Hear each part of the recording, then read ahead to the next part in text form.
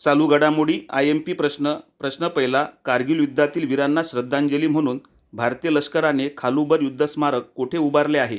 योग्य उत्तर पर्याय क्रमांक 1 लडाख. प्रश्न दुसरा. भारतातील पहिल्या ऑलिम्पिक अभ्यास आणि संशोधन केंद्राचे उद्घाटन नुकतेच कोणत्या राज्यात करण्यात आले?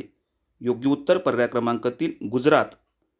प्रश्न तिसरा. डोपिंग विरोधी नियमांचे उल्लंघन केल्यामुळे नाडा अर्थात नॅशनल अँटी डोपिंग एजन्सीद्वारे कोणाला पुन्हा एकदा निलंबित करण्यात आले? योग्य उत्तर पर्याय क्रमांक 2 बजरंग पुनिया, भारतीय कुस्तीपटू. प्रश्न चौथा. नुकतेच भारत सरकारने लष्करातील अग्निवीरांना BSF आणि CISFमध्ये किती टक्के आरक्षण देण्याची घोषणा केली आहे?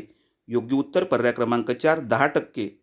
प्रश्न पाचवा. नुकत्याच झालेल्या ब्रिक्स गेममध्ये भारतीय टेनिस संघाला कोणते पदक मिळाले आहे? योग्य उत्तर पर्याय क्रमांक 3 कांस्य पदक. प्रश्न आवडल्यास लाईक करा, शेअर करा, सबस्क्राईब करा.